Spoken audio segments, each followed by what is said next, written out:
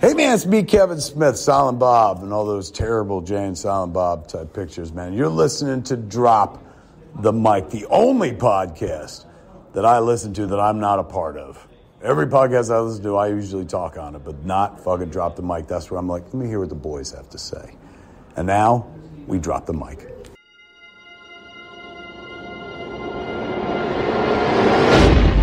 Suzanne would do anything to be famous.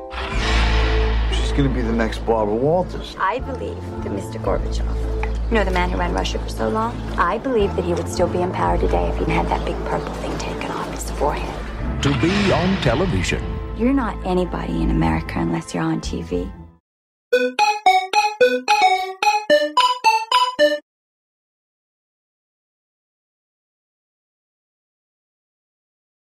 Was a chance she would die.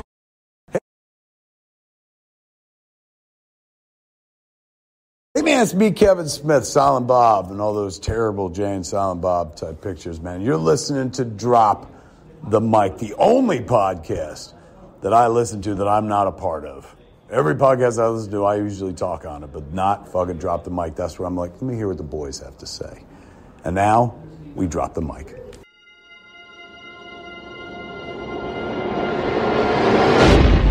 Suzanne would do anything to be famous. She's going to be the next Barbara Walters. I believe that Mr. Gorbachev, you know the man who ran Russia for so long? I believe that he would still be in power today if he'd had that big purple thing taken off his forehead. To be on television. You're not anybody in America unless you're on TV. Was a chance she would die for. You're on. Good evening from the WWEN Weather Center. Weather Center. Have any of you actually ever been on television before? To be a star. You gotta be able to do things that ordinary people wouldn't do. Was the opportunity she would kill for. Okay. And that's exactly what she did. I don't think I need to tell you that today was a hard one. 4. With just a slight chill in the air. 3. Nothing is gonna stop her. 2. Did you get the gun? Yeah. 1.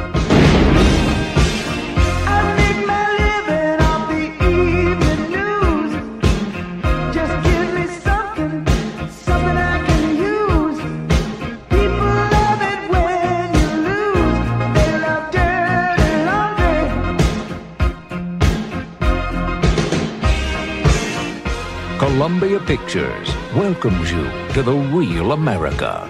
Suzanne, did you get those kids to kill your husband? Where criminals get to be celebrities. It was on First Edition and American Justice. And celebrities get away with murder. It's nice to live in a country where life, liberty, and all the rest of it still stand for something. Nicole Kidman is to die for. Kick 'em when they're down, kick 'em when they're up, kick 'em all around. Welcome back to our humble San Diego podcast. We are your host, The Swan, and of course, Chris Pawlak is in the building for his usual end of the month takeover. Thank you for having me. No problem, man. Thank you for being here. Of course. So here's episode 304, Tabloid Superstar, and this week we say goodbye to the month of January in 2023 with a fascinating revisit of 1995's To Die For. But before we take a dive back in time, let's get warmed up with a few of our intro segments, shall we? Yes. And now for a special news report. Brought to you by Drop the Mic. All right. What do you have on the pop culture news front for us this week? Well, this was probably a week or two ago, but I know that we did talk about it on the last show, on the Best Of show. And that was John Williams last year had announced he was going to be retiring. Mm-hmm. Well, he just unretired. Really? Yeah. Yeah, he's going to be 91, I believe, next month. It's either this month or next month. I did not look that up, but I know that he's got a birthday early on in the year, and I remember us talking about his birthday last year. Mm-hmm. But he's going to be 91. Last year he had kind of said that he was going to retire, that Indiana Jones and the Dial of Destiny was going to be his last score. I mentioned when we talked about the Fabelmans last month in our year-end episode that I got a little sad thinking that was going to be the last John Williams score in a Spielberg movie. Well, the both of them were at the American Cinematheque event, a couple weeks ago, and he announced he was no longer going to be retiring. He said, I'm going to stick around a while. You can't retire from music. Music's like breathing. It's your life. It's my life. And a day without music is a mistake. So he's going to stick around, and even Spielberg seemed a little caught off guard by the fact that he was unretiring.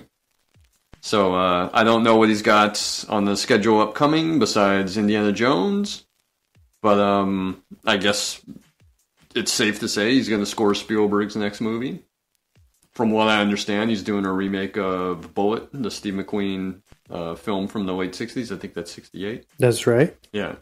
Gonna do that. I believe that was his announced next project. So I'm gonna say it's safe to assume that John Williams will score that.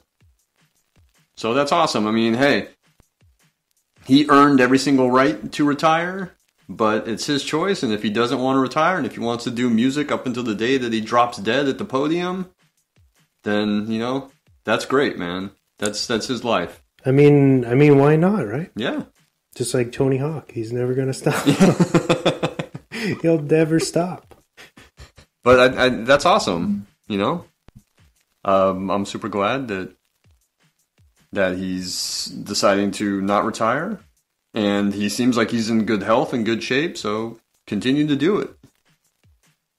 I think we'll talk about them in a moment. I think he's probably got a pretty good shot at winning an Academy Award this year for his Fabelman score. So, we'll have to see in a couple of months.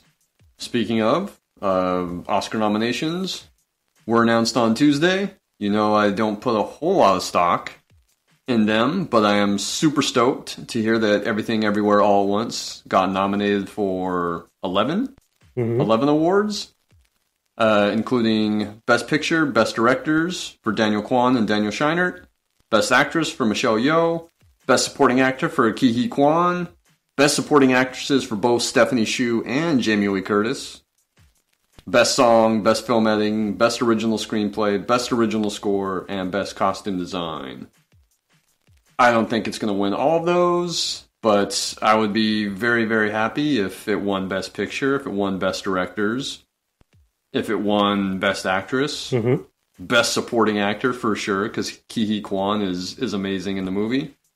And I hope they don't split the votes, but I would love it if Stephanie Hsu wins, because I think she's great. I think Jamie Lee Curtis might have a bit of an edge over her, just because it'll be more of a Lifetime Achievement Award type situation, but that Best Supporting Actress category is fucking stacked this year, because my unrequited lifelong crush, Angela Bassett, got nominated for Wakanda Forever, right? Yeah. So I would not be unhappy if she won, even though it's for Black Panther and not, another amazing performance like Strange Days or What's Love Got to Do with It.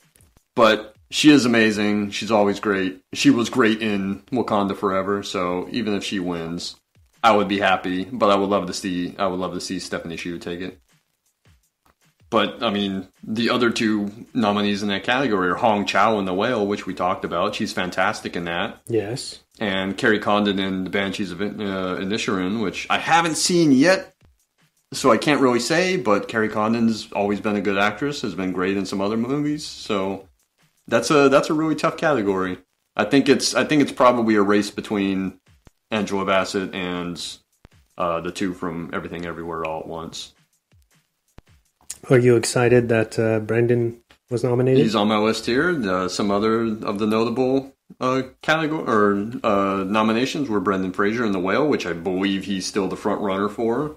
Although I heard that Colin Farrell's very good in Banshee, so I'll have to watch the movie and make that assessment. Yeah. I think it would be great if Fraser took it, though.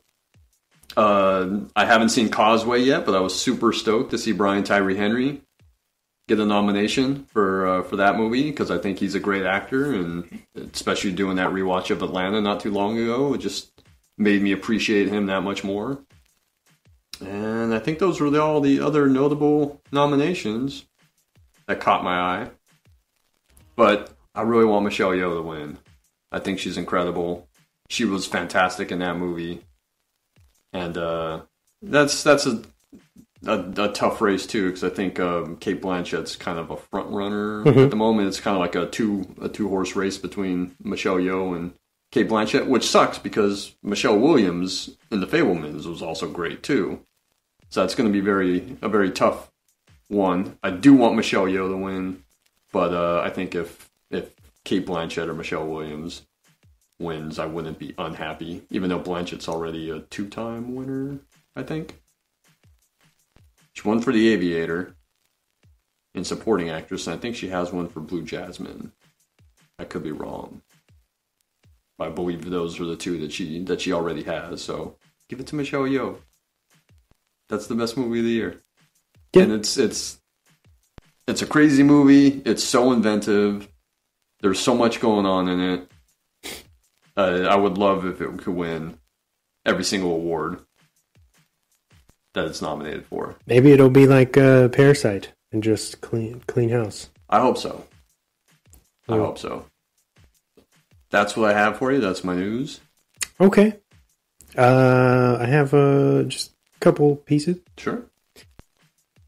Writer-director Zach Cregger, the man behind last year's Barbarian, is gearing up for another film, with New Line Cinema backing the project that is now being called Weapons, is the working title.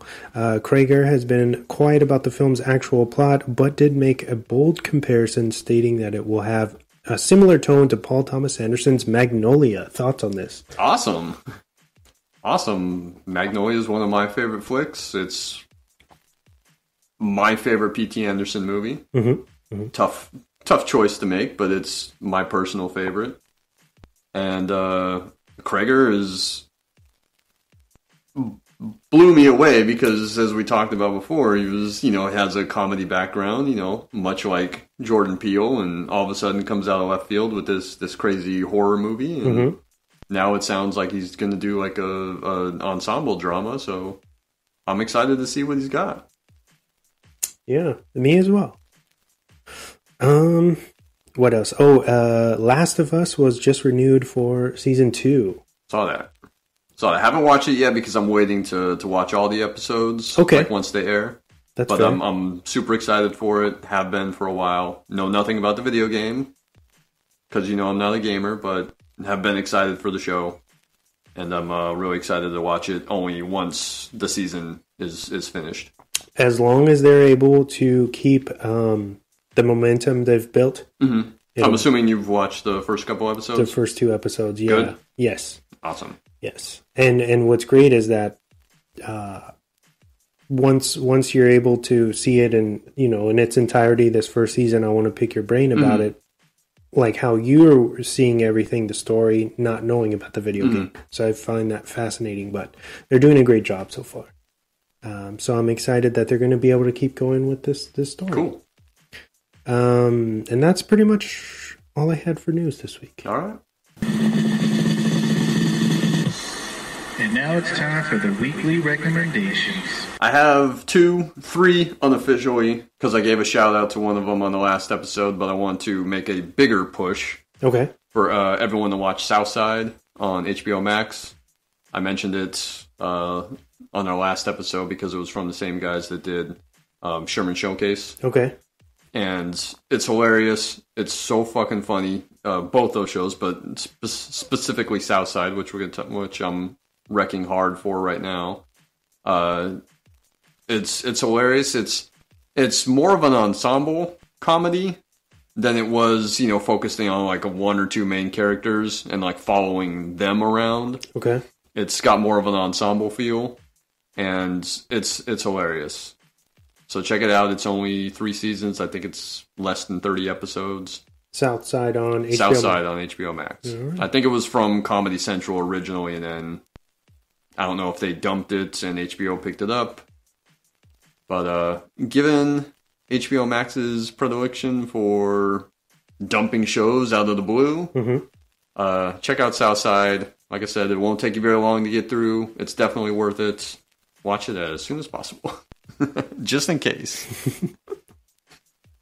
So that's my unofficial recommendation. The other 2 I have for you are Starstruck, which is also on HBO Max. It's only like 12 episodes or something. I think it got renewed for a 3rd season. About a kind of a messy woman that meets and starts a relationship up with an actor, a famous actor, and the lead in it, Rose Matafeo, is from New Zealand. She's really fucking funny. And Nikesh Patel, who plays the actor in it, is very good too and has good deadpan. And the only thing that disappointed me about it was Minnie Driver plays his agent, and she's great, but she's only in a couple of episodes, and she's only on screen for a few minutes at a time. But she's really fucking funny as his agent. So check out Starstruck. Check out Southside, both on HBO Max. Both really fucking funny. It's worth it. And then lastly, I have a movie pick for you. I hadn't seen this until just now, so it's 6 or 7 years old now, but Everybody Wants Some. Okay. The Richard Linklater film. It was really funny. It's about like a baseball team in like the 3 or 4 days before college starts. And just their interaction with each other is really funny. It's kind of it takes place in the early 80s, kind of a spiritual successor to Dazed and Confused. Okay. But I really dug it. It's got a lot of young dudes in it that I think were just starting out at the time. A couple of them you would recognize. Tyler Hoechlin, who we talked about last year or 2 years ago now with Road to Perdition. The kid in Road to Perdition who is now, I think he's Superman. I like the WCW. Oh, okay. He's in it. He's really funny. Glenn Powell, who I think this was even before Hidden Figures, but he was Hangman in Top Gun Maverick. He's really good in it, really funny.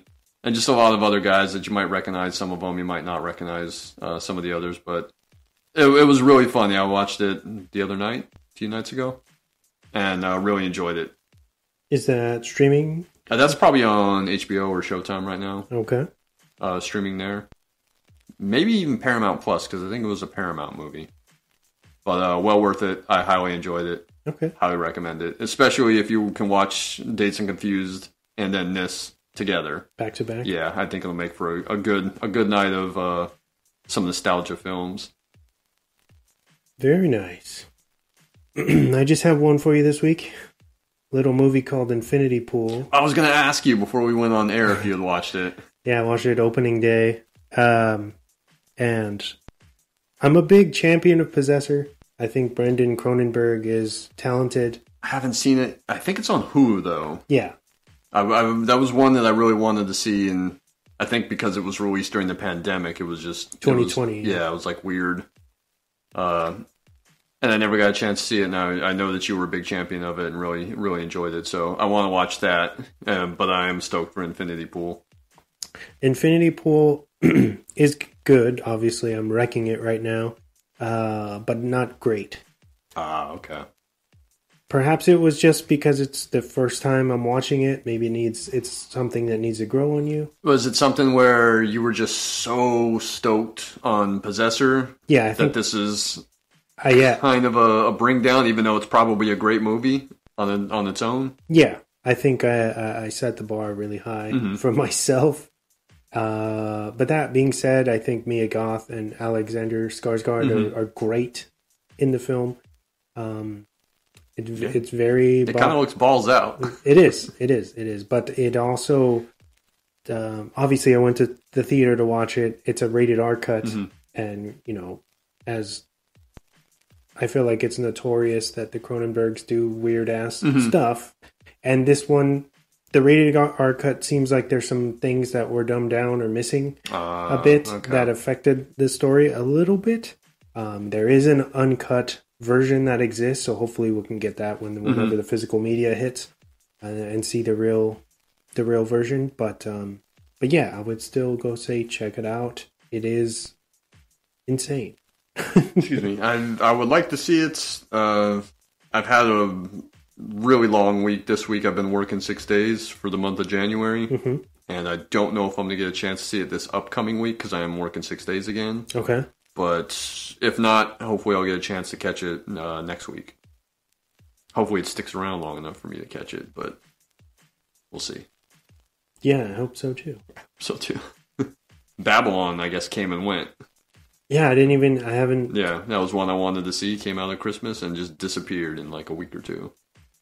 Did you hear about the controversy over Andre Riseborough? I did hear. Well, do you want to get into that a bit? Or at least to let the listeners know what that's about if they're not privy to that? Let's do it. It was...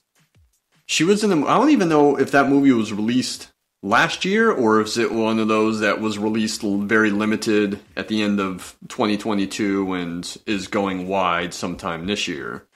But she's in a movie that apparently nobody knows about, nobody has seen, and all of a sudden there's almost like this grassroots campaign for her specifically that, you know, a lot of other famous actors were getting on social media and just raving about her performance in this movie, which she might be great in it. She's a good actress. Who knows? But it to the Academy, it seemed a little dubious. Like, you know, they're trying to put their finger on the scale for her. And I forget. I mean, she's great. Like I said, I haven't seen the movie. Hadn't heard of the movie until I saw that nomination. So who knows? But I think that there was some disappointment that she was nominated, feeling that she possibly pushed out Viola Davis for The Woman King, who she was great in it. So I mean, I wouldn't be unhappy if Viola Davis had popped up in the conversation because she's always amazing. But yeah, I did hear that it was kind of like, ooh, you know, Riseborough snuck in there in this movie that no one has heard of, that all of a sudden people are on social media, you know, raving, famous people are raving about. And there's several other actresses that could have filled that spot. So. Yeah. So I'm interested. I mean, what happens? Does the Academy revoke the nomination if they think that there's something weird going on? Well, what I read is that they were opening up an investigation or something, right? Okay, yeah. I'm just what happens? You know, do they investigate it and say, "Oh, well, something dubious happened here. There was a loophole in our rules. We changed those rules for next year." Do they like yank her nomination and then figure out who else? If they do yank it, that's really fucked up. Yeah. At this point. Yeah. You committed to it. It's weird because the voting process is extremely weird for the Academy Awards these days. So it's kind of mind-boggling that you got in for this movie that, you know, nobody knows about. And then even I don't know if it's been out here yet, but even Women Talking apparently has a ton of great performances in it. Sarah Polley, right? So yeah, from Sarah Polley, who we talked about on the Go episode at Christmas time. It's got Frances McDormand and Claire Foy and Jessie Buckley and Judith Ivey, and I heard that that's a great movie and it's got a lot of great performances in it. So, you know, one of them could have gotten an Academy Award nomination. So it's very weird. I'll be interested to see what this investigation turns up and what they determine and how they move forward. Definitely. Yes, I had that in my notes somewhere, and I don't know if we were going to get into that. Well, we did. We did. Awesome. Can't believe it's the end of January already, man. Time flies, man. Time flies. I don't think we're having much fun. So why is it going? So why is everything moving so fast? I know. I don't know. It flies, and I'm just getting older. All right, man, I'm right behind you, dude. So, this week, we're talking about To Die For. It's rated R. It's from 1995. It's a drama thriller. And it runs at 1 hour and 46 minutes. It's got a well-deserved 88 on Rotten. That's pretty good. Right? Yeah, that's good. Written by Buck Henry, directed by Gus Van Sant, starring Nicole Kidman, Joaquin Phoenix, Matt Dillon, Casey Affleck, Allison Folland, and Ileana Douglas. Who's great in it. She is. To Die For centers around Suzanne Stone, an aspiring journalist and news anchor with narcissistic tendencies. Thank you. Dead set on being the center of attention in her small, quiet town, and after getting married and realizing her and her new husband have completely different goals, she hatches a sinister murder plot with a group of misfit high school youths. The film's source material was both taken from the real-life trial and case of Pamela Smart, as well as the Joyce Maynard novel, which also shares the film's title. Released in the U.S. on October 6, 1995, the film grossed $41 million worldwide against its $20 million budget and earned positive word of mouth from critics, with Kidman even snagging a Golden Globe for her performance. Overall, 1995 was a very strong year for the world of film, as Chris has stated time and time again, and To Die For is amongst the best within that time frame as well, offering up a killer score by the always on-point composer Danny Elfman, as well as solid early career highlights from both Joaquin Phoenix and Casey Affleck. The satire on celebrity clout is expertly crafted, as only director Gus Van Sant could manage to pull off, and the decision to embellish on the truth at times works to the script's advantage, giving the viewers a sense of a satisfying closure. Unfortunately, the film seems to have largely been lost in the shuffle as time moves forward, making it a bona fide cult classic with an outstanding and unique performance from the one and only Nicole Kidman. 4 sleazy tabloids out of 5. Thank you. All right, man, opening the floor to you. What is your earliest memory of this film? Oh, watching it, I remember seeing the trailer for it, watching... some great movie in 1995, probably. Seeing the trailer for it and really wanting to check it out. Mm-hmm. And didn't get a chance to see it in the theater, but when it came on video, I remember my parents rented it, so I sat down and watched it with them. And I think they were just like, oh yeah, it's okay because it's a little too dark and for them, a little too harder edged for them because of the satire in it. But I loved it. I loved it. I still love it. That's why we're talking about it on the show today. Like you said, I think it's not a lot of people seem to know about it. It's fantastic. It is. It really Hot is. take. It's my favorite Van Sant movie. I was going to say that. Yeah, I would say that. It's definitely one of his best. Yeah. I love Drugstore Cowboy, and I love Good Will Hunting. Nicole Kidman. Best performance from her, period. You think? Fight me, man. Fight me. It's her best performance. She's great in a handful of movies that I'll throw out for you in a few, but best performance from her. Absolutely robbed of an Academy Award nomination. And we'll get into who else was nominated that year. Pretty good company, but she got robbed. And looking at that company, Kidman's got a better performance than the other 5. But love it. Love it.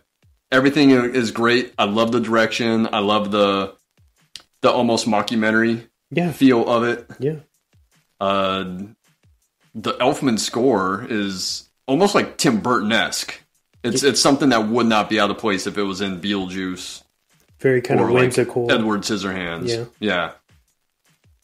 By the way, his second great score from that year, his first was in another movie that you and I have talked about from 95, and that's Dead Presidents, which came out that same weekend. Mm-hmm. The other movie that came out that same weekend, at least limited, and then went wide the next week, is Strange Days, a movie which you and I have talked about, another movie from 95 that I absolutely love. Check out To Die For. It's incredible. And even when Susie had texted me yesterday and said that you were watching it and She picked up on because she's a big true crime junkie. She picked up on the parallels with the Pamela Smart case. Yeah. I said, "Oh yeah, you've never seen that movie? You should watch it. It's great." And she's like, "Oh yeah, it was very intriguing. At least seeing what I saw of it or hearing what I heard of it while Wesley was watching it for the show. I love it. I think I even recommended it to Joel the last time I watched it, sometime maybe 6-7 months ago. So he's never seen it? He's never seen it either. Wow. But I told him, man, it's a Van Zandt movie. It's great. It's probably my favorite from him. I think Kidman's phenomenal in it. That I can't speak on the novel. If the novel was half as good as the movie, then that's awesome. But that Buck Henry script is razor sharp.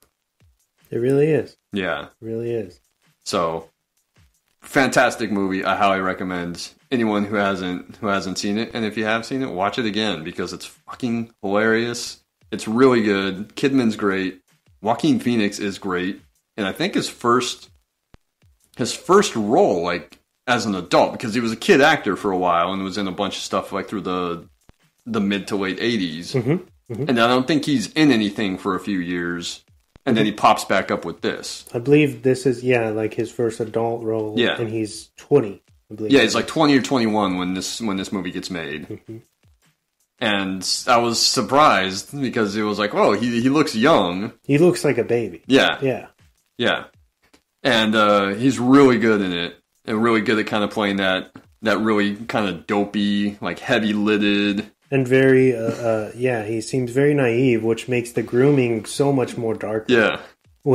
Against the Kidman stuff, who was 27, I believe, at that time. Kidman was only 27? Yes. Wow. Since you bring up the real-life case, did you want to kind of talk about that for a bit before we dive more into the movie? Yeah, absolutely. Absolutely. First of all, I want to know your thoughts on do you agree with her that they give her life? Oh yeah, absolutely. Yeah. Without the possibility of parole. Yeah, fuck her. Because there's a lot of speculation that she was given a raw deal because she's a woman. And why are these three? And I understand it's because they were adolescents at the time, but the three, was it 3 kids? 4 guys? I forget the exact number of people that were there, but yeah, like 3 or 4 sounds about right. So they've all served their time and they're out. At the same time, they were juveniles. Yes. That's the point. Yeah. That's unfortunately the shitty thing is they were juveniles. They were probably given a more lenient sentence because of the age. Okay.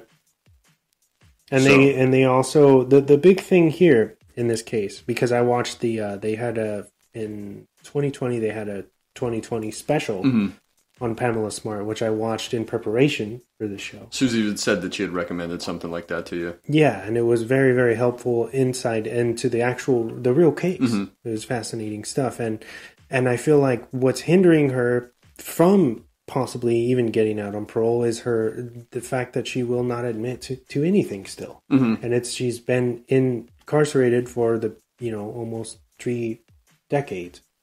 Yeah, because it was 1990. Mm-hmm. Yeah, so she's been in, as of this moment, about 32 years and change.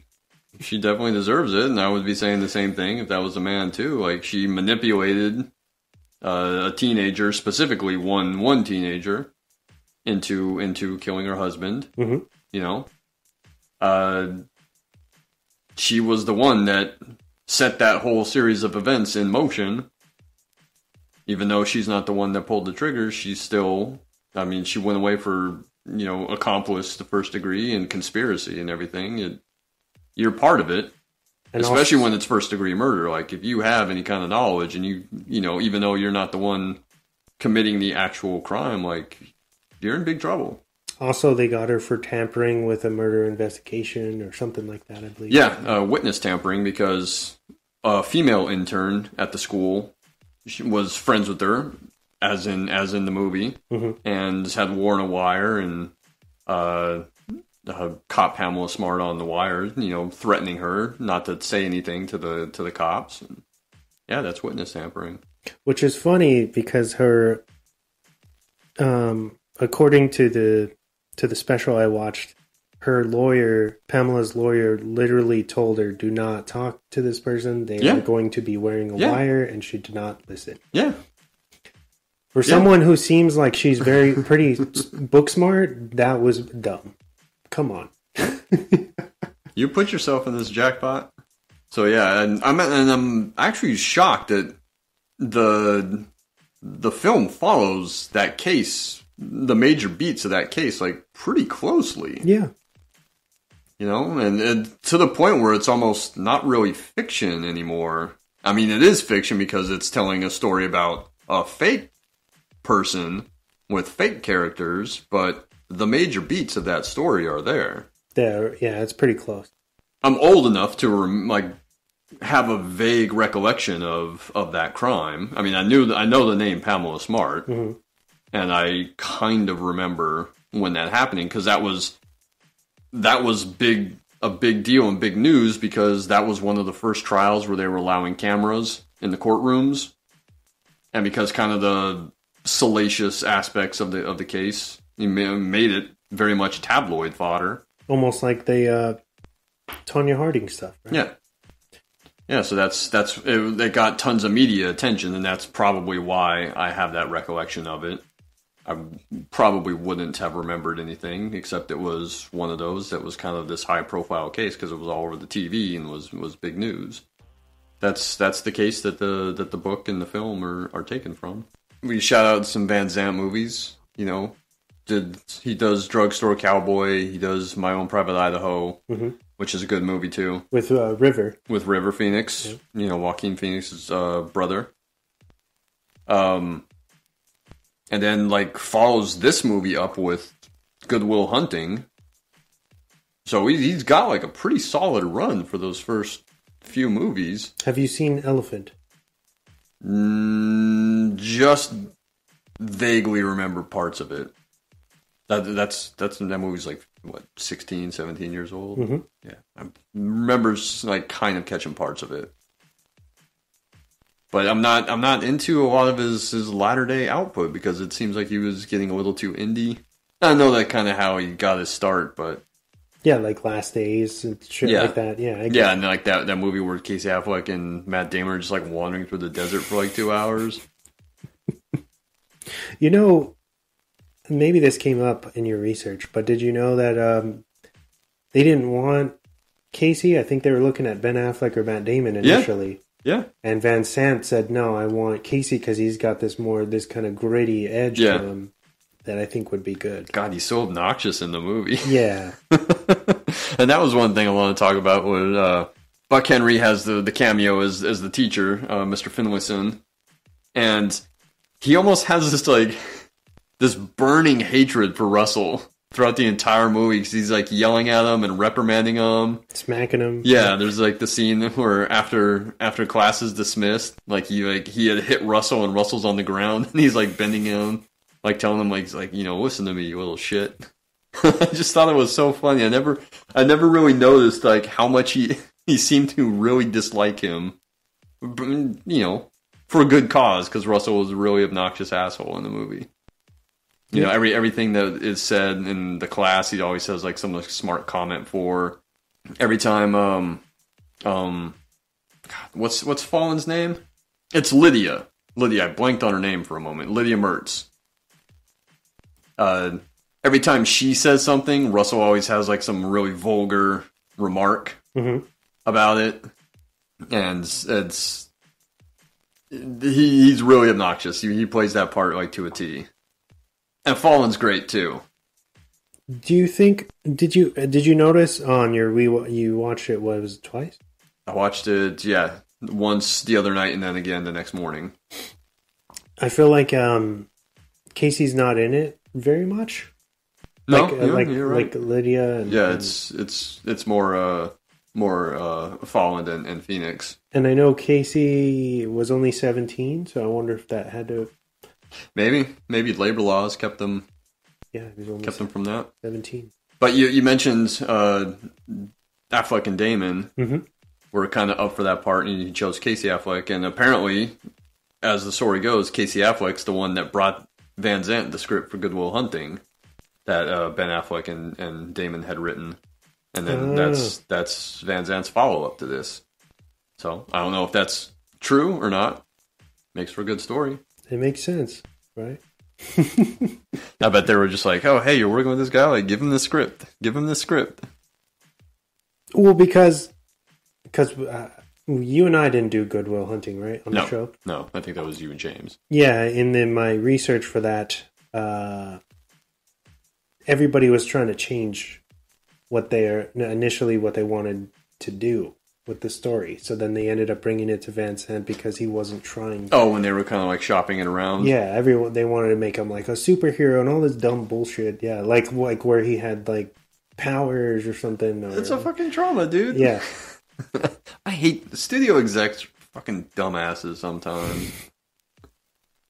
It was almost like, it's funny because Ben Affleck would go on to do The Accountant, but it was almost like they were trying to do something with the like The Accountant with Good Will Hunting, just completely changing what the whole point of what they were trying to do. Did they think it was going to be more profitable if they did that? Because the movie made a ton of money. It was a huge hit. It was. And got nominated for a bunch of Academy Awards. I'm sure. I mean, I think Robin Williams helped a lot with that, you know. But yeah, that's definitely, again, another banger from Van Zandt. And to follow this up with that, it's a good run. And then he follows Good Will Hunting up with that Psycho remake. No.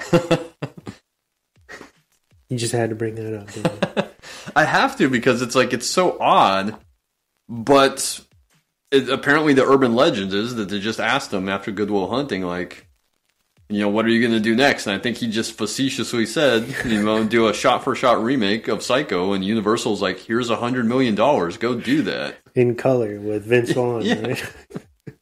And I guess he was just, he had committed to the bit a little too hard that I guess he felt like he had to do it. It's such an odd thing to do. Whatever. He did follow that up with Finding Forrester, which I know some people don't like. I have a soft spot for. Mm-hmm.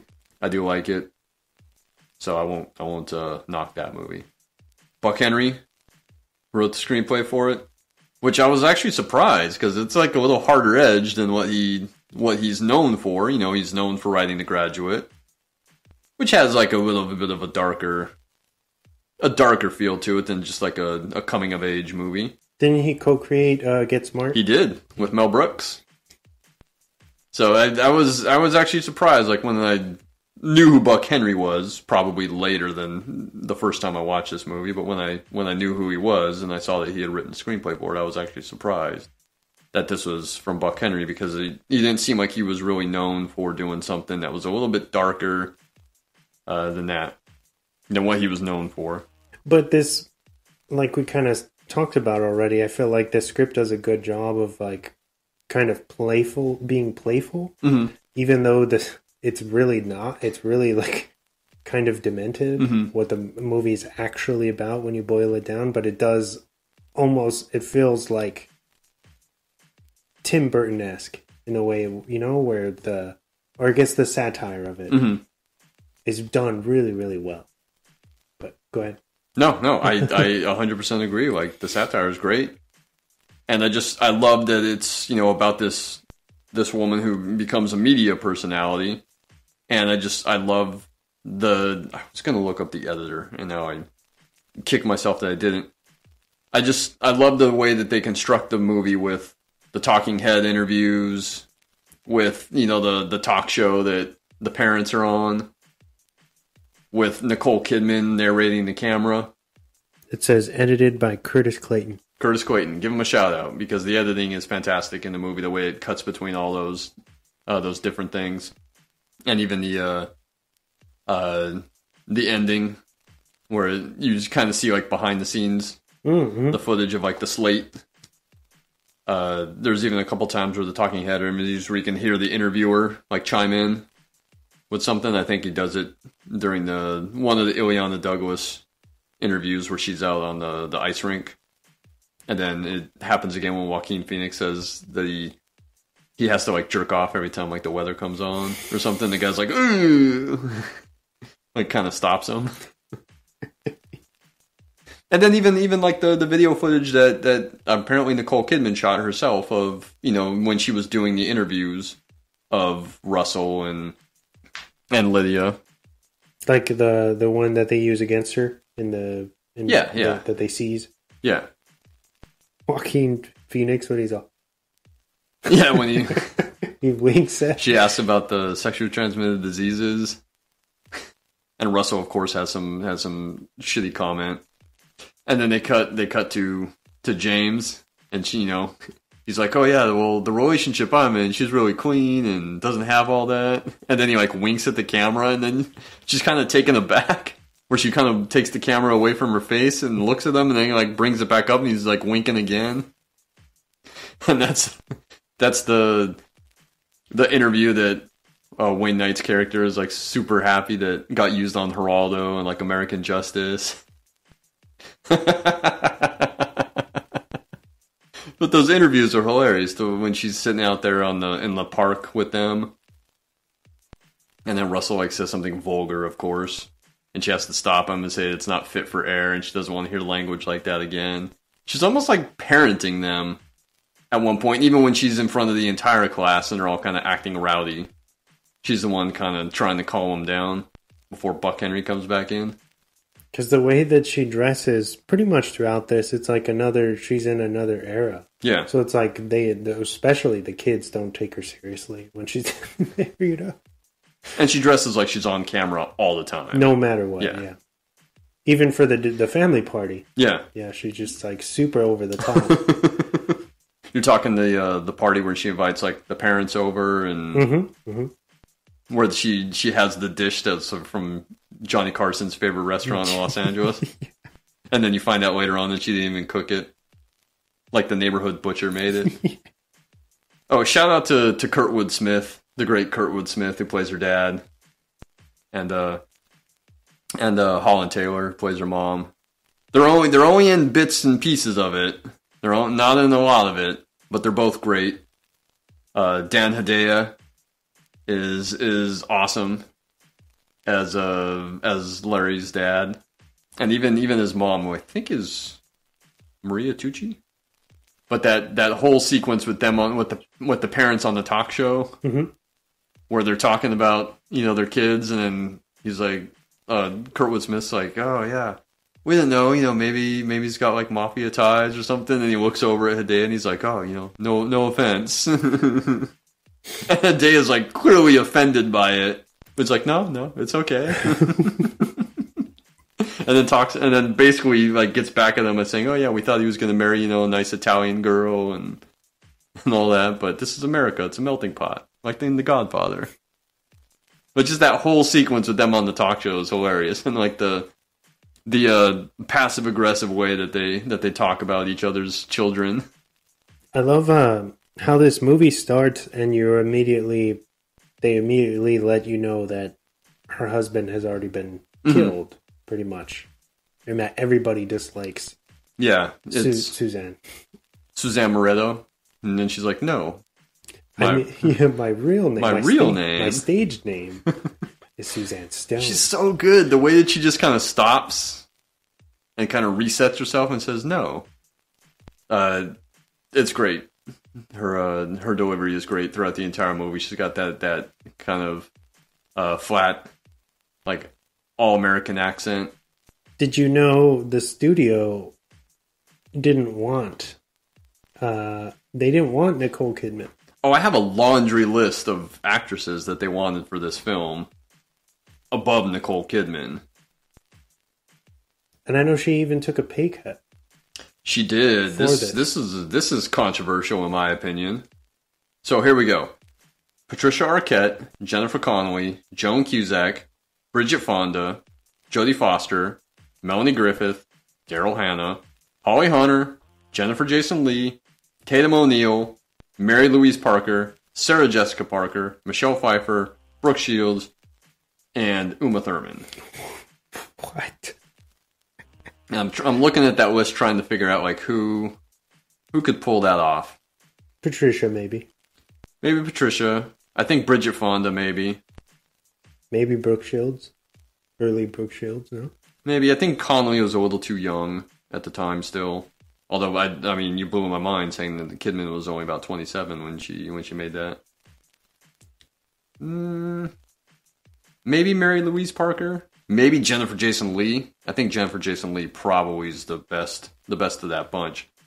But apparently Meg Ryan originally took the role of Suzanne Stone, gets a salary of $5 million, drops out due to some conflict with, whatever. I didn't really take the time to look up to see kind of whatever movies she was doing at the time. That might have been where the conflict came from. Mm-hmm. Something runs long, or she decides to do this instead.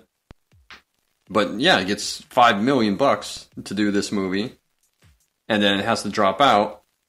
And then Kidman reads the script, really wants the movie. I think even bugs Van Zandt at home to get it. He calls her back and says, "Yeah, you got the part, except the studio gives her $2 million instead of the $5 million that they were going to give Meg Ryan." Which, I mean, Meg Ryan was already a more established star. Kidman's fairly new in the States. Yeah, she's really big in Australia. Yeah, right? Yeah. She's only been in the States for 4 or 5 years at this point. So I kind of get that, but still, that's kind of fucked up that you're like, oh, we were going to give her $5 million, but you're only worth $2 million. I guess they figured she just wasn't a bankable star, unfortunately. But she crushes this role and is much better than what Meg Ryan would have done with it. Meg Ryan, I don't know, has she ever played a little bit outside that norm? No. I'm trying to think of any movies where she has been more in that more narcissistic. I don't know a whole lot of Meg Ryan movies, so help me out if you do. The only two that I can think of was You Got Mail. Yeah. And City of Angels. And I'm just like, what else is... I mean, Sleepless in Seattle, mm-hmm. When Harry Met Sally. Rom-coms. Yeah, they're all rom-coms. So why would you try to get Meg Ryan to do something like that? Like, where's her edge? Bankable actress, I guess. Yeah. Bankable. Maybe that's just all what they're looking for. But looking at that list, I mean, Jodie Foster obviously is an Academy Award winner by this point. I think 2 times over. Melanie Griffith, Holly Hunter, and maybe Uma Thurman coming off of Pulp Fiction. Although I think Thurman had worked with Van Zandt before. Even Cowgirls Get the Blues. Oh, yeah. Which I think is somewhere in the early 90s.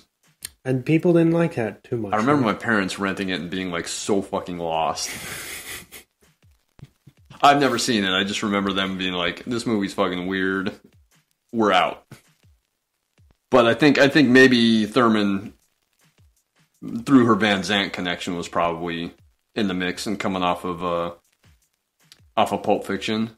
Maybe, but I mean, most of the other names on that list, they're not bankable actresses at that point in time, at least. Not in my opinion. Speaking of people getting screwed over, did you know that they didn't want to hire Joaquin Phoenix either? Mm-mm. So apparently, the studio didn't want to hire him, and Nicole Kidman and Gus Van Sant had to threaten to quit unless they hired him. So they fought real tooth and nail. Well, that's good because he's great.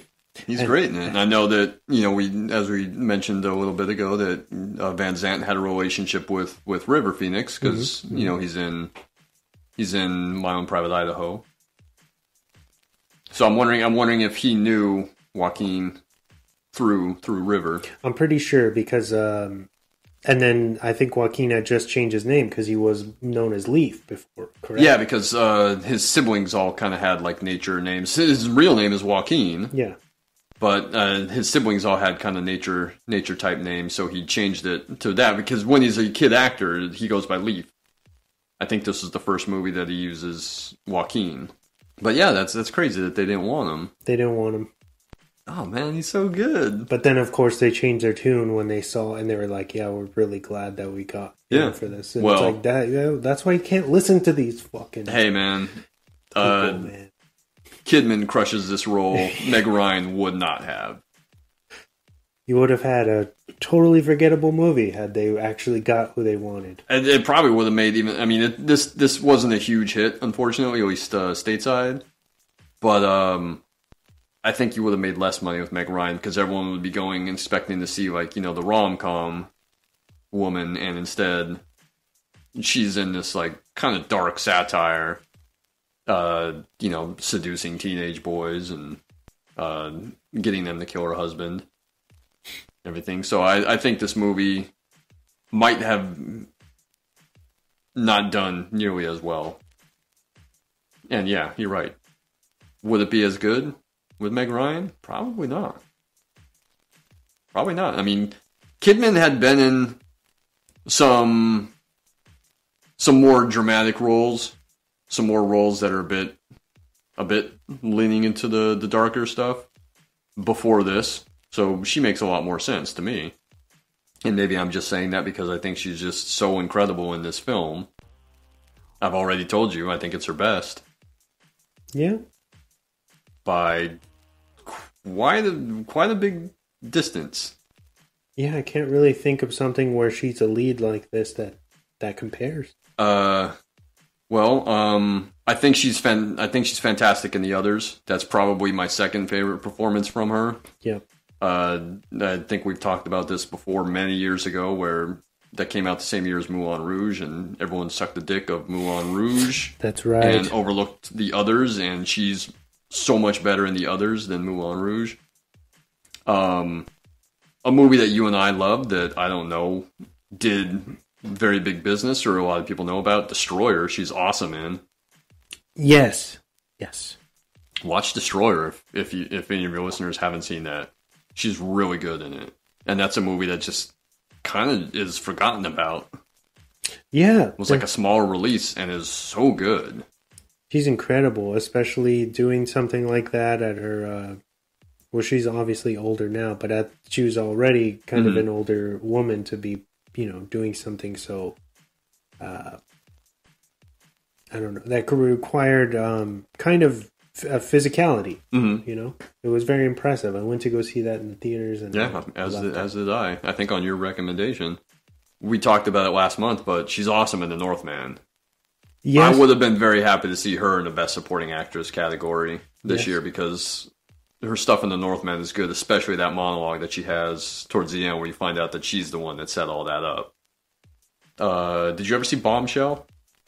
Yeah, the Fox News movie. I was going to give that a shout out too. She's great, very good in that. I think she was nominated for it. I could be wrong. And then one that I think is a lesser known movie, but that she made before this, where without giving too much away, you can kind of see the groundwork being laid for this type of role. A movie called Malice. Oh yeah, with Alec Baldwin. Yeah, dude. I was expecting like some melodrama, and it kind of starts out that way, and then like halfway through it takes like that real noir turn, and then I was like fully on board with it after that. And she's very good in that movie, and that's maybe 2 or 3 years before this. She did Malice, and then there's a movie with Tom Cruise, right? She did Far and Away. She does Days of Thunder, which is I think her first American movie with Cruise. 90, I think. Yeah, it's like 90. I think Billy Bathgate in 91. She's got like a supporting role in that. She's pretty good in that. That's a pretty good movie. Then Malice, and then I think Far and Away are like around the same time. Far and Away is not a great movie though. My friend said it's about Irish immigrants. Neither Cruise nor Kidman are Irish, and Kidman, yeah, because she's more of a chameleon than Cruise is. But yeah, the bad Irish accents. It was one of the last major releases in 70mm before we kind of had this renaissance with Chris Nolan stuff and Paul Thomas Anderson. My friend who in high school who's super Irish, was like, man, that movie was the biggest waste of 70mm film I've ever seen. And I remember watching it in the theater in 70mm. And it's one I don't care to ever watch again. I was just so bored with it. Maybe it's a good movie. Maybe I should go back and watch it. But she does that. I don't know what she does in between. Like, far and away, Malice and To Die For. I'm not sure what she does in between. But check out Malice. For any of you listeners who haven't watched that. Like I said, I didn't know anything. It was just, I remember seeing like trailers for it and just thinking, oh, it's like some kind of drama. And that's pretty much what it is until about halfway through. And then it turns into a noir. And I was pleasantly surprised. But she's great in that. And that's the movie that I think kind of lays the groundwork for how she is in this. She got robbed of not getting a nomination for this. Which was surprising because, as you said, she won a Golden Globe for it, and then the Golden Globes are kind of their own thing. But she also gets a British Academy Award nomination, and then fails to get one for this, but gets a note from a fan that says you were robbed, and apparently that fan is Sean Penn, who was a future co-star of hers in The Interpreter. But I thought that was pretty funny. Because I was like, man, the fact that she didn't get any kind of bigger recognition for this movie. Because the Golden Globe thing makes sense, because the Golden Globes split everything into 2 different categories. So the Golden Globes, they split things into comedy and then drama. So there's 10 nominations between those 2 categories. And Academy Awards don't do that, even though they usually give the short shrift to comedy and mainly focus on drama. But here's my list, or here's the list of the 1995 Best Actress nominations. You have Susan Sarandon for Dead Man Walking. She wins. Good performance, good movie, hot take. I don't like her performance in that movie nearly as much as I do in Thelma and Louise. Mm-hmm. I think she's much better in Thelma and Louise. Your hot take of the night. Elizabeth Shue in Leaving Las Vegas, Sharon Stone in Casino, Meryl Streep in The Bridges of Madison County, Emma Thompson in Sense and Sensibility. All actresses who I like, all who have done great work. Bridges of Madison County is not Meryl Streep's best movie, not even like top 10 performance from her. You can kick her out. As much as I love Meryl Streep, you can kick her out and put Nicole Kidman in there. And looking at that list, I still say Nicole Kidman is better than even Sarandon in Dead Man Walking. This is the hill I'm going to die on. Yeah, no, I can see that. But, as I've said, the Academy Awards usually kind of turn a blind eye to comedy. And to horror, as we know. In the last few years, there have been some really phenomenal performances in some horror movies that completely are overlooked. It's funny that they won't even make an exception for the elevated horror type stuff. Yeah. Well, Toni Collette not getting a nomination for Hereditary is robbery. One of the biggest snubs in history. And my opinion is that Lupita Nyong'o should have gotten one for Us because she's incredible in that.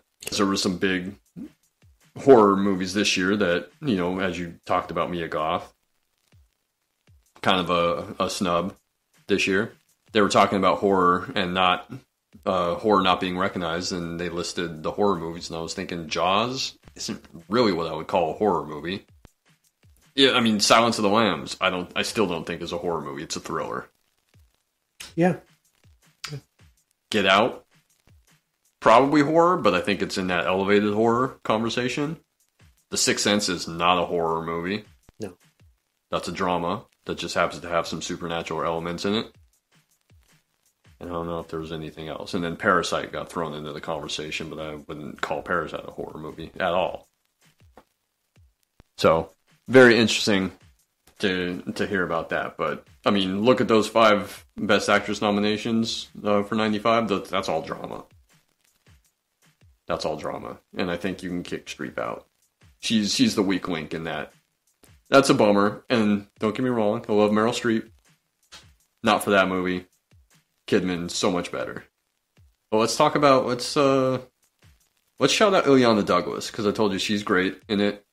She's the first talking head interview, and just that whole scene of her on the ice talking to the cameras about what her first impressions of Suzanne were is hilarious. You know, she says, "Oh, 4 letters, starts with a C," and then you're thinking one word, and then she comes back, she's like, "cold, COLD," and it kind of has that like, "What? Did you think I meant something else?" But just the way she's talking about her and how, you know, Larry's so enamored with her and everything, and she does and then I did she mimes the finger down the throat thing. She's so funny. And she's in, you know, a couple other parts, but it's mainly like the talking head interview stuff that she shines in. I mean, there's the part where they're at dinner, and she's like, "Oh yeah, if it's good enough for Johnny," and Matt Dillon like kicks her underneath the table. And then there's that whole bit that comes up where she's getting she has the job with like the ice volleys, you know, that when they're all sitting around after dinner, they're talking, and she gets the job with the ice volleys, and everyone's like super happy and excited for her, but Suzanne has to kind of like step on that good news. And make it all about her, saying, "Oh yeah, we have an announcement," and then everyone assumes that it's a baby that's on the way. But well, it's more Larry kind of jumps in, and he's like, "Well, Suzanne has some news," so he kind of shifts the focus from his sister. But like, he couldn't let everyone be happy for his sister. And even she admits, "Oh yeah, it's not like a big deal. It's just, you know, I'm doing this throughout the entire thing." But then Larry jumps in and is like, "Oh, well, guess what Suzanne has? We've got big news too." And that's why everyone thinks it's a baby. Yep. They start getting all excited. Yeah. And she's like, "No. Suzanne shuts them all down, which is really funny because then when they're at the pool later on. That like the barbecue, and Mrs. Moreto's talking to Suzanne, and Suzanne's like, "Oh, she's just bitching," and Larry's like, "Hey, how about one of these?" You know, he's like playing with the kids, and she's like, "No, thanks." And then she makes fun of him for having love handles. Something. Just saying he's getting like fat, and he's eating all the bad food, and even Mrs. Moreto's like trying to get her "Don't you want kids?" She's like, "Oh no, what if I have to go on assignment? We'll have to go to this." She's like very small time, but has her head in the clouds. Thinks she's going to be, some super anchor, some foreign correspondent. Even where, like, what she has in the film, or how far she makes it, she's strong-arming people. Yeah.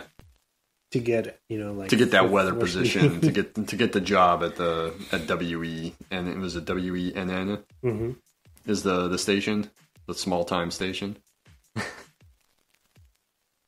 the way that she approaches Wayne Knight for the job, and she has the letter that she tears up. Yeah, she's like fully ready to give him the letter, and then like the camera guy comes in.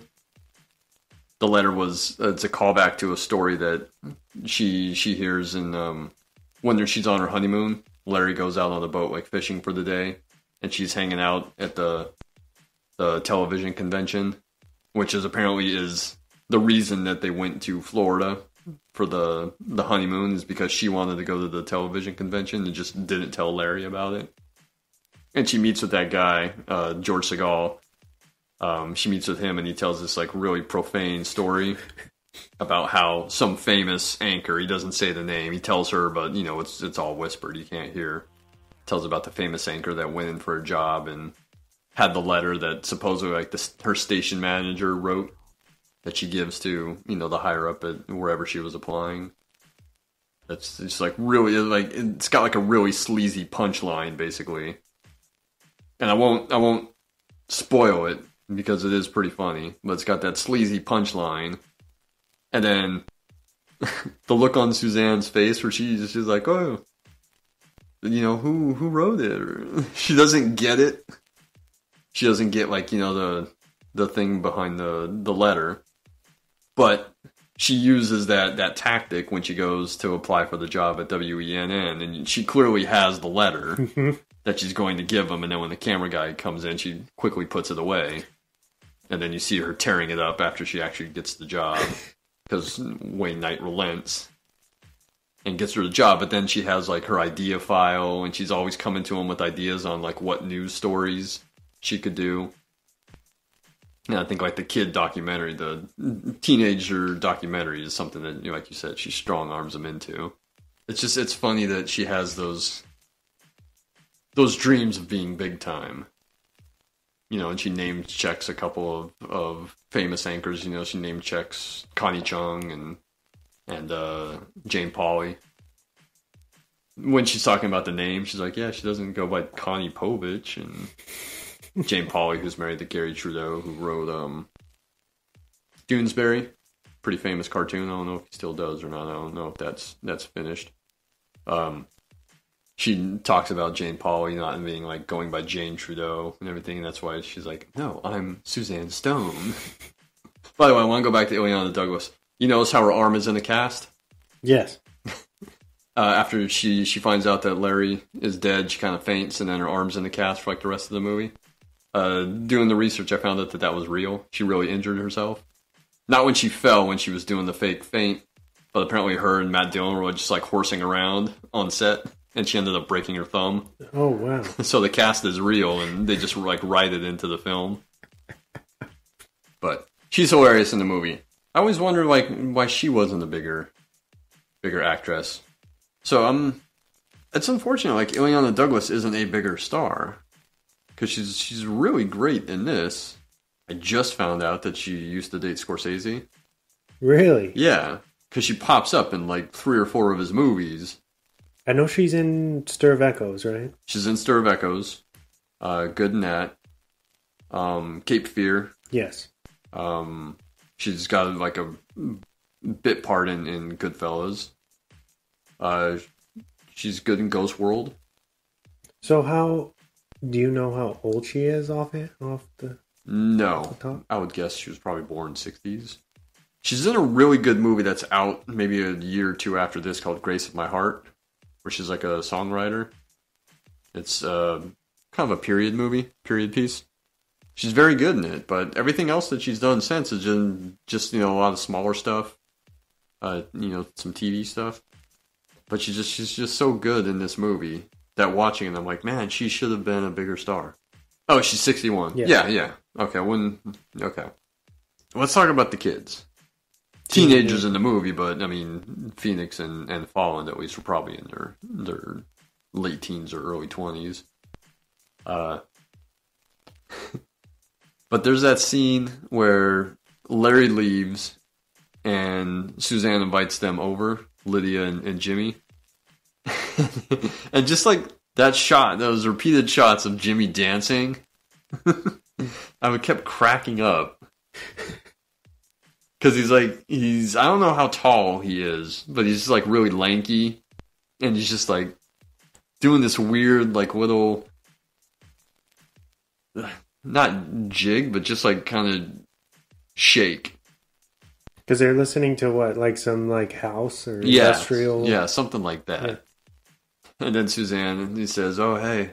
She keys in on Jimmy right there. And she says, hey, Lydia, you know, the Walter, the little dog that she has. Pomeranian? Yeah, I think it's a Pomeranian. He hasn't been out all day. Can you make sure he goes out? And, you know, make sure when you're out there, like, he doesn't come back in until he does his business. And then Lydia takes Walter out. And then when she comes back, she discovers that Suzanne is upstairs having sex with Jimmy. And it's like super awkward. And just the way that she asks to have Lydia take Walter out. Like very, very obvious. Yeah. And then when Lydia discovers them, she's all like kind of entranced by it. Like she just keeps watching. And there's that like kind of long shot of her like staring at them. Yeah. Without them knowing. Yeah. That shot of her looking through the door. excuse me. And then later on, like in her interview, she's talking, and she's like, yeah, it was kind of fun. This was like one of the best times, I had such a great time. And she's almost like her assistant at that point. And basically she's just a hanger-on. Mm-hmm. But, someone that looks up to Suzanne, and because Suzanne's such a narcissist, that's why she keeps her around. But she's like, yeah, it was one of the best times of my life. Except for all the sex stuff. Where she says something about how she's having so much fun. With the exception of all the sex stuff. But Fallen's really great in it. Kind of playing that, like, really shy, taking all that shit from Russell all the time. But then there's obviously stuff going on between Suzanne and Jimmy. And then there's that great scene in the car where she's putting on the act, talking about, he's rough with me, and he does this, and he does that, and just stringing Jimmy along. And he's like, someone that would do that to you, doesn't deserve to live, and, if I was with you, that wouldn't be happening. And she's like, no, I guess you're right, like, he doesn't deserve to live, and is planting those seeds in Jimmy's head. But she's obviously manipulating him, because as soon as Sweet Home Alabama comes on the radio, she switches gears. She's not crying, she's not sad, she's like, oh my god, I love this song, and she jumps out and she's dancing in the headlights. And that's a really great turn, where it's just she's laying the sob story on Jimmy, and then it's obviously an act, because as soon as the song comes on, she jumps out. But Jimmy, like you said, is too young and naive to see that he's being played. He's just focused in on the sex, which they don't actually say specifically in the film, but it's in the headlines in the opening credit sequence. You can see that he says that she took his virginity, which is what Pamela Smart did to the kid, and in real life. But then it intercuts all those with him and his jailhouse interviews. And those are really funny. We talked about the one where, he talks about, I can't watch the weather without like having to jerk off. And he talks about, how Suzanne makes him feel, and he uses like the zombie analogy at one point.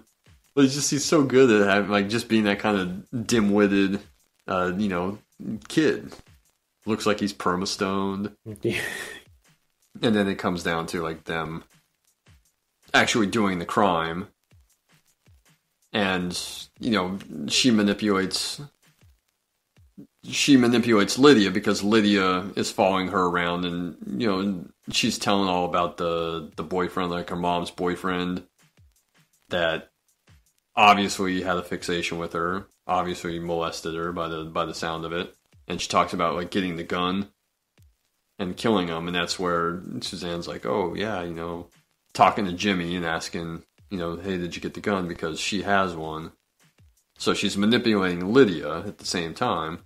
We talk about Phoenix and how good he is, but I think like Fallen's like just as good in the film. And like she never really popped big either. But she's in a few of Van Zandt's films, because she's in Good Will Hunting. She has like a pop-up in Good Will Hunting as one of the students at MIT, who I think like gets like hit on by Skarsgård at some point, like at like a party, and I think he like kind of crudely hits on her, which is weird. And she's in, God, she was in something else I remember seeing her in. She's in The Fighter. She's Mark Wahlberg's ex-wife. Mm-hmm. In The Fighter, but even that's like a 2-minute cameo. But she's really good talking about how no one ever treated her the way that Suzanne did and everything. Even though Suzanne's not really being nice to her because she's a kind person, she's just using her like she's using Jimmy. And I mean, Susan kind of proves that once she gets, like, the crime is finished. And then she wants nothing to do with him. Yeah, because Lydia shows up at the house, And then she's like, what are you doing here? We should be far away from each other. And Lydia's like, oh, like, aren't we going to Los Angeles and everything? She's like, she's like, what are you talking about? And that scene's hilarious too, because she's like, oh yeah, Jimmy says, he can't take it. Like, he's so in love with you. And she's like, wait, Jimmy's here? And it cuts to like, she's like, yeah, he's across the street. And it cuts to Phoenix just like standing outside in the bushes, but he's not like really looking at the house. He's just kind of like looking like off into the distance, but he's all like weird and cagey. Yeah, and then, Suzanne's like, what do you need to get out of here. You need to forget that we ever knew each other. Even at that point, it sounds like she wants nothing to do with Jimmy. It was just, he was a means to an end, and she, manipulated him and seduced him into doing it. By the way, have we talked about Matt Dillon yet? No, not much. Matt Dillon is Larry, who's great in it, and he's in Drugstore Cowboy, Van Zandt's first real film that he makes. I think he did a bunch of shorts before that. And I highly recommend Drugstore Cowboy if anyone hasn't seen it. But yeah, he's Larry. He's good at playing that kind of... He's not dumb, but also just so enamored with Suzanne that he doesn't really see like how much of a shitty person she is. Yeah, because just like the real Pamela, they meet because of music, right? Mm-hmm. Larry, or Matt Dillon, is a musician, a drummer. Was he the bartender at his family's restaurant? Mm-hmm. Yeah, and he's playing the music, and kind of thinks he's a big time. But then after he's clearly in love with Suzanne, and he has like the self-help tape that he shows his dad, and then you find out that he sold his drums. He just switches over from like this kind of rebel-esque dude to like a straight-laced guy, but then it has like the kind of reverse effect where she doesn't like him the same anymore. Yeah, and then she's so hyper-focused on going somewhere and becoming somebody. And he just wants to kind of settle down and have a family and be like, Yeah, and that's like his plan when she comes back from, wherever, comes back from the studio one night or whatever, and he wants to talk to her. And it's like, oh, we can do the restaurant thing, and we can book acts at the restaurant and all that. And it just kind of focuses in on Kidman's face. And you can tell that she just is not down with that idea at all. She's going to feel stuck, and she's going to be small time, and she doesn't want to be small time. Dylan's very good in it. And I was trying to think, like, he probably got the job because, he knows Van Zandt. But they were looking at Adrian Pasdar, who we had talked about when we did Near Dark, and Chris Isaac and Tom Sizemore.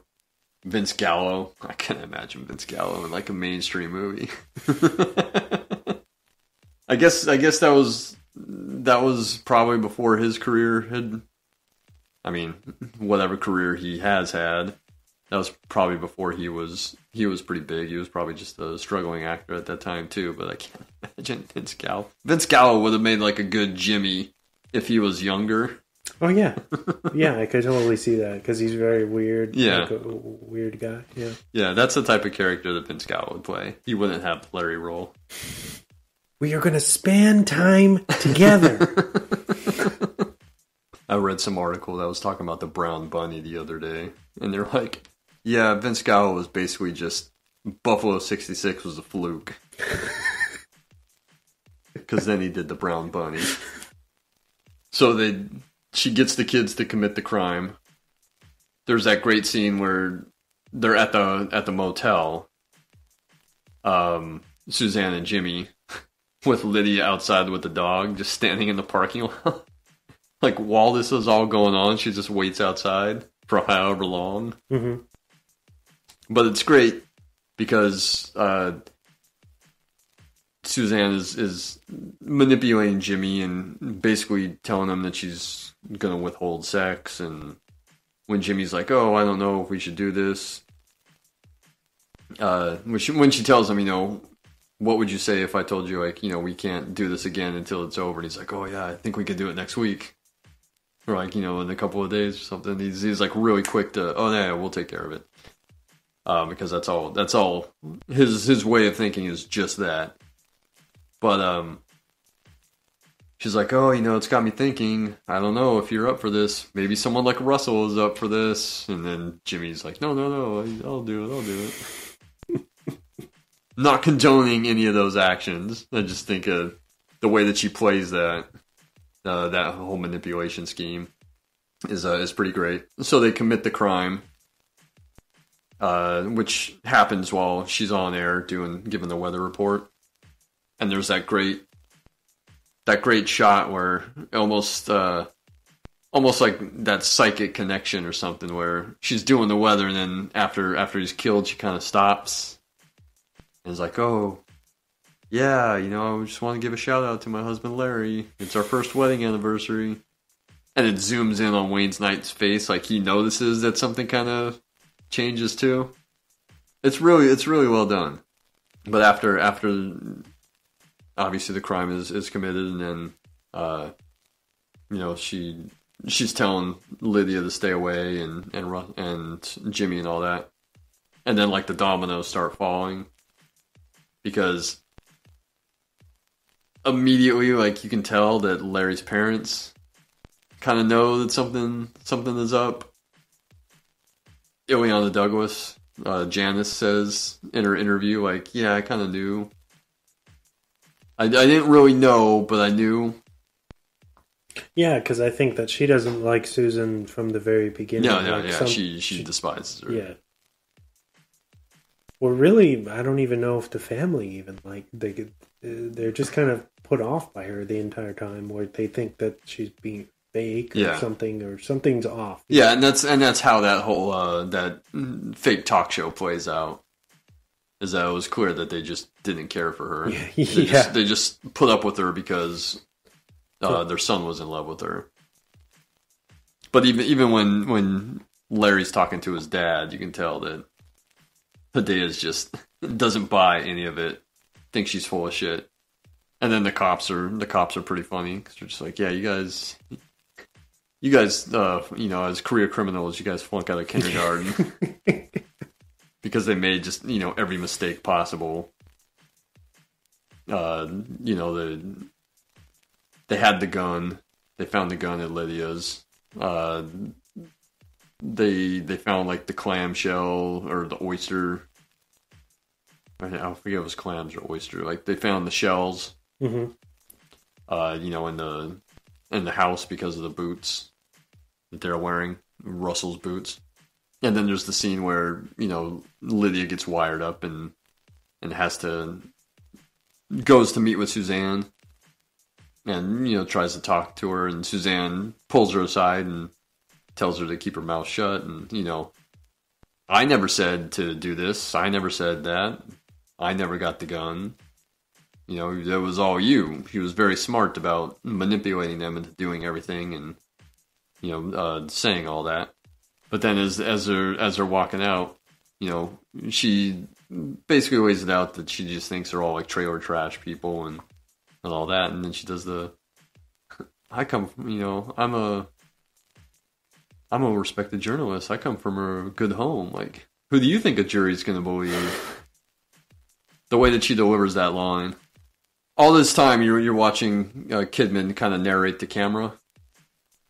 And then you find out, as we get to the end of the movie, that she's recording this interview for some big producer that calls her up, wants her story or wants to do something with her. She mentions, like the Hollywood people. So she's got this offer, this vague offer of something from a studio or from a Hollywood individual, and that's why she's telling this story. And she immediately, like, finishes that up, takes the tape, and her and Walter run out to this meeting. Who, famous director, someone whose son got name checked a couple of times on this podcast already today, David Cronenberg, is the guy that she meets with. She thinks runs a studio or is a producer, and she's just so up her own ass about her stardom and everything that she just follows him as he's clearly taking her into a really shady situation. You know, he's oh yeah, get out of the car. I want to show you something down here. And he's like walking her to a abandoned location in the middle of nowhere.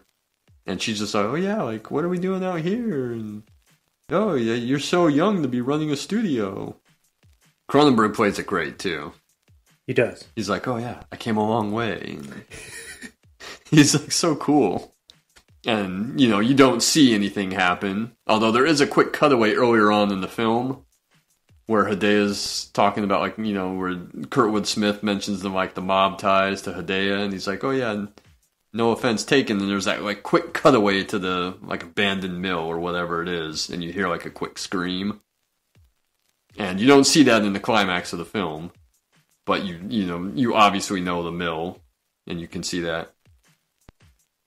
And then it just, there's that scene where Hidea gets the phone call at the restaurant. And Cronenberg's on the other end and they're speaking in Italian. And then there's that great shot of him looking over at the wife. And it like zooms in on the wife. And like they both, without saying anything, they both know that the woman responsible for their son's death is no longer. The thing that I feel like makes the family lash out at Suzanne, she goes on record saying she makes up a story that Larry was into cocaine. Yeah. And that basically these kids, he was getting like a supply from them. Yeah, Larry had met the kids through, unbeknownst to her, through her work on the documentary. Yes. And, you know, we're drug dealers and we're selling Larry cocaine. Yeah, she completely makes that story up, throws him under the bus, makes him out to be kind of a villain. And the family knows, they're watching it live and they know that she's completely full of shit. Yeah, and Hidea like smashes the TV as they're watching it with the baseball bat, right? Yeah. And that's what. So she kind of does it to gets herself into even more hot water. How about at the funeral when she plays like that All By Myself song? Puts the boombox on the coffin, and everyone's just kind of like wondering, like, what the fuck? Just always had to be the center of attention. By the way, her lawyer, when they're walking down the steps of like the courthouse, her lawyer is Maynard, Joyce Maynard, has a cameo, and it's all those interviews. All the interviewers are out there like asking her, "Hey, did you get those kids to kill your husband?" And she turns and says, "Oh yeah, I'm so grateful to be living in a country where life, liberty, and all that other stuff still means something." Even after, you know, everyone's at the house after Larry's body is discovered, like all the news cameras are out there and everything, and she goes out to talk to him. They tell her you don't have to do that, but she wants to be on camera, wants to be the center of attention. So she goes out, and when she should be in the house mourning and, you know, dealing with all the heavier stuff, she's like, no, I'm going to go out and be on camera. Red flag. Yeah. They also do show you, going back towards the end of the film, they show you there's like a tracking shot of her underneath the ice. There's a great reveal of her underneath the ice. Which I always wondered, like, what happens when the ice thaws? Yeah, then the body's exposed. Yeah, they're going to find the body eventually. But maybe by that point, any kind of physical evidence is broken down or washed away or whatever. She'd be underwater, under the ice for however many months that winter lasts. There's that great exit interview with Jimmy in jail, and he's talking about how long he's going to be in there and how he can't really remember her face anymore. You know, he thinks about her like when he dreams. And then amazingly, it's like Folland is the one, Lydia's the one that kind of becomes the most famous because she's going to be on all these talk shows. She's talking about like Oprah and hopefully not Donahue because she can't understand like what he's saying half the time. And it's great. Like she became this minor celebrity out of all of it. And then I'm pretty sure that's like the real slate at the end where you see, you know, the image starts doubling over and over again. And then, you know, I'm going to assume that that's the real slate on the film and not the documentary that comes in and cuts it. And then I always love the end the very end, because it's just Janice like ice skating on the frozen lake. Where Suzanne's at. Yeah. Playing Season of the Witch, great song. Yep, fitting. Yeah, for the movie. Yep.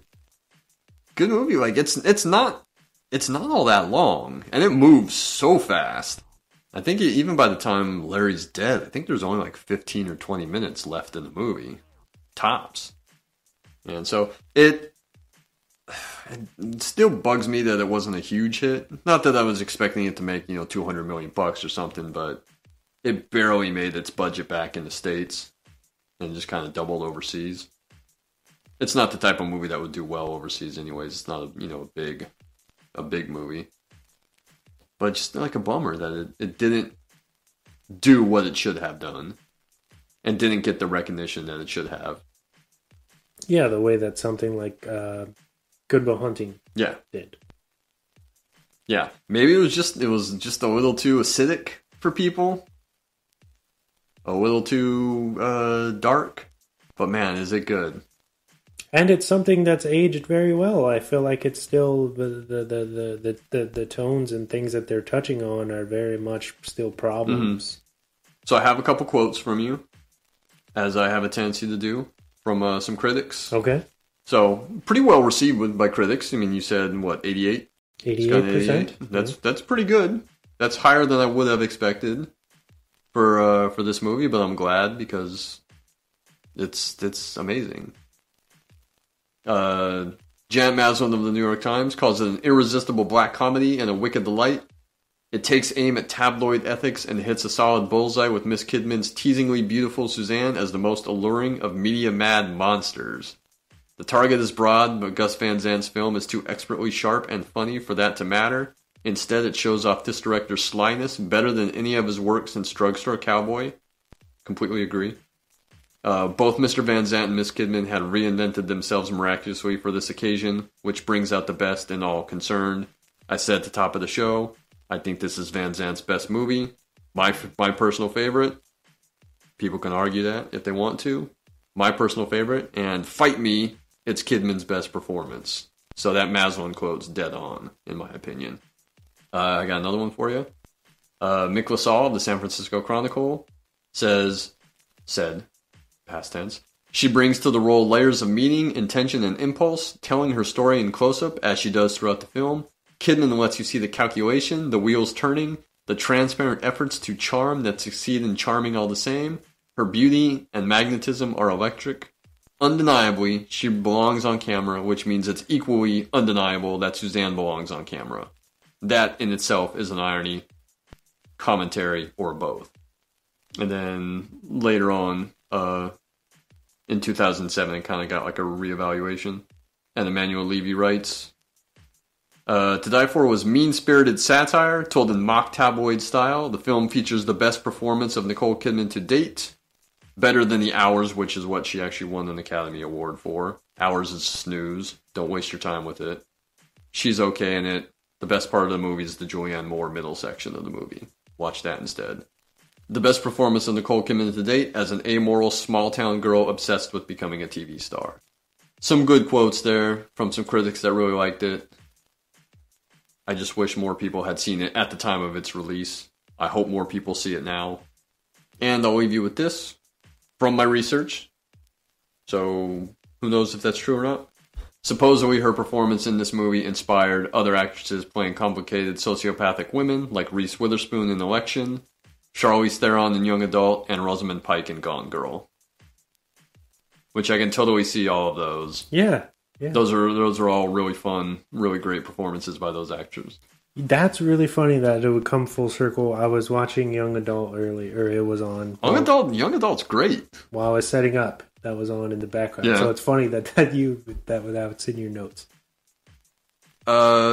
Here's another hot take. Young Adult is the best Diablo Cody script and best team up of her and Jason Reitman. Toby's good, but young adult is far superior. Because like this, she's such a shitty person. So, anything else on To Die For? Check it out. Unfortunately, right now, it was streaming on Stars. It's no longer streaming. But you can rent it digitally, either for $3.99 or I think I saw it's you can buy it forever, and it's $12.99, which isn't bad digitally. That's a good price. Own it forever, man. It's a movie I've watched multiple times, especially in the last few years, and just continue to love it.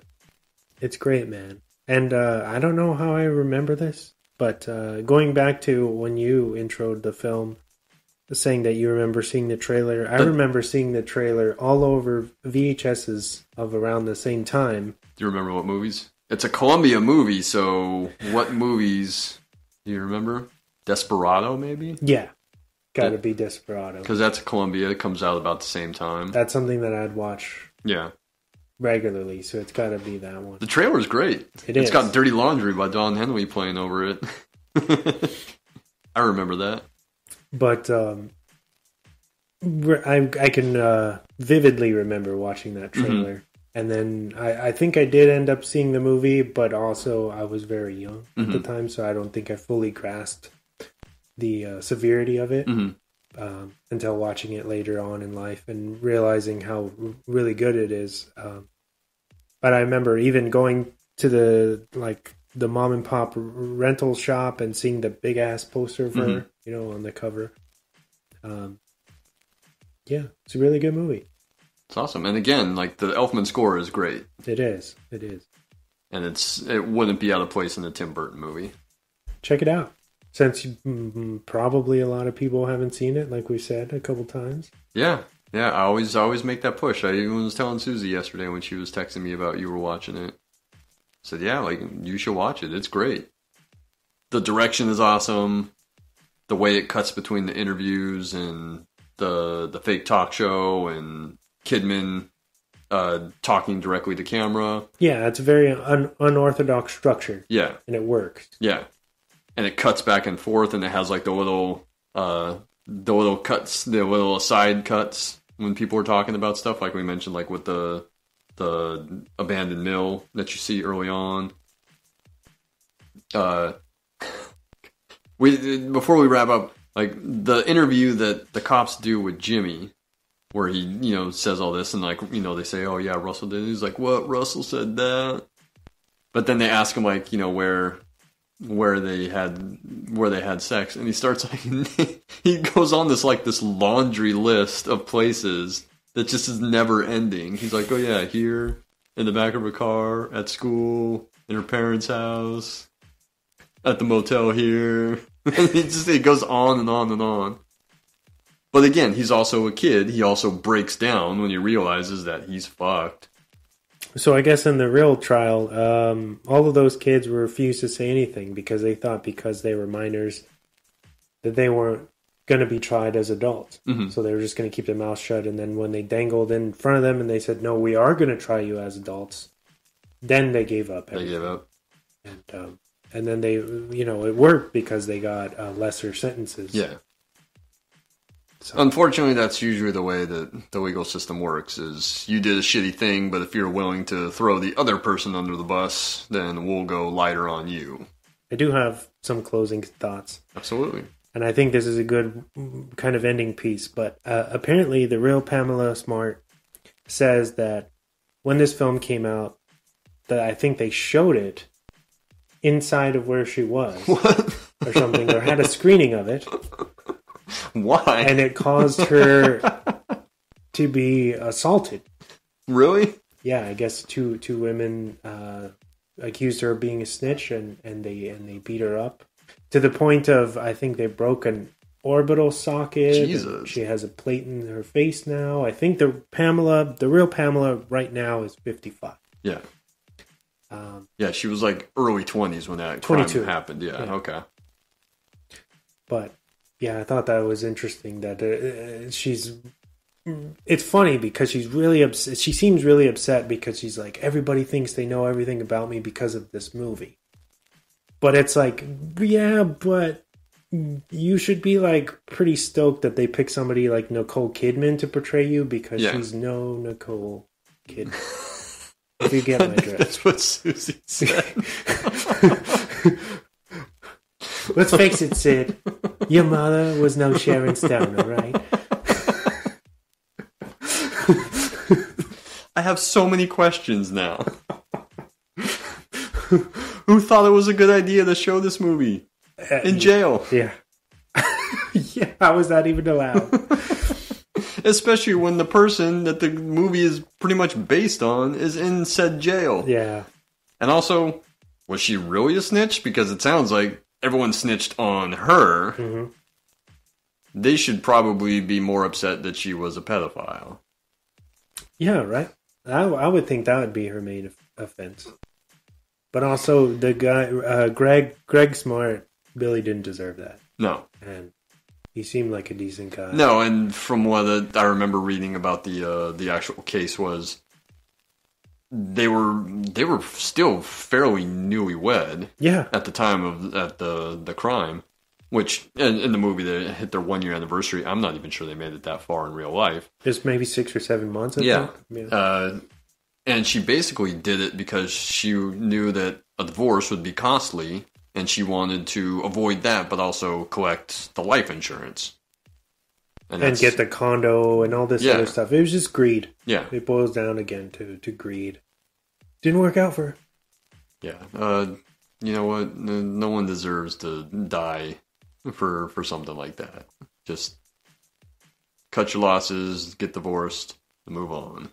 Also, R.I.P. to Buck Henry, who passed away in 2020, I believe. That's right. I think I wanted you to shout him out on the show whenever that happened. I think we did. I'm pretty sure you did, because I remember saying, oh yeah, like, shout out Buck Henry, great writer. You know, this is some stuff that he's probably known for. Also, he was on camera a lot. I think he acted in a lot more stuff than he ever wrote. Mm-hmm. Even if it was just cameos, because I know he's Liz Lemon's dad on 30 Rock, Tina Fey's dad. He pops up in. I remember seeing him something else. He's got that great cameo in the Graduate where he's the concierge at the hotel that he's trying to check into. He keeps giving them a hard time. And Gus Van Sant, make another movie, dude. How long has it been since he's made a flick? It's been a while. Yeah. I tried looking him up on IMDb, and he seems like he's done some TV and everything, but he makes cameos on Portlandia because he's from Portland. So those are funny. He's got that great cameo in an otherwise unmemorable movie in Jay and Silent Bob Strike Back. I knew you were going to bring it. I'm glad we kicked off the year with, as we normally do, with kind of an underrated movie. We got another 3, I think, lined up that are super underrated films that we'll be talking about in the coming months. Yeah. Did you want to take this opportunity to kind of, as much as you can, plug what we have coming up for February? What we have coming up in February is a pretty good crime drama from a director who I think is best known for a movie that he makes I think a decade before this movie. But this movie's got some killer performances from its 3 leads. Maybe 4 if you want to consider that it has a 4th lead, even though the 4th lead definitely has much less screen time than the other 3. It's got these incredible performances. I think this movie gets overlooked a lot. I think it's a fantastic film, and hopefully we're going to get a chance to talk about it. I'm going to say this. I don't really think it narrows it down too much for anybody to figure out, but it will be for Black History Month. Sure. Sure. From a pretty prominent black director who just had a movie come out around the end of the year. So you can look out for Chris Pawlak's next end of the month takeover for February. That's right, which will be coming up quick because February is a short month. Yeah, right? Yeah. Thank you for everybody out there for listening. If you're stumbling upon this podcast, we are called Drop the Mic, and we are available on all major podcast platforms, including Spotify, Spreaker, Stitcher, Luminary, YouTube. If it can play a podcast, we're likely on there. So check us out. Give us a 5-star rating, a little quick review if you have a couple extra seconds. Helps us keep going on with the show. Thank you again for all you guys' support out there. And thank you, Chris, for taking time to record in person. I know the energy in the room is always a lot better when we don't have to do it over the phone. So yeah. Sometimes it's just more convenient over the phone, but you know that I like doing them in person. Yes. I really do. It's fun. It's something I missed during the majority of the pandemic, that we had to record over the phone, and I always like getting together with you in person and doing it instead. With that being said, this is the Swan and Chris Pawlak signing off, saying good fight and good night. Good night. I never really gave a rat's ass about the weather until I got to know Mr. Meadow. Now, I take it very serious. If it rains, or there's lightning or thunder, or if it snows, I have to jack off. Oh, right. Sorry. Nobody's anymore. Nowhere to turn, lifting away. I got you. I got away. Someone more, somebody still. Oh, please, not away.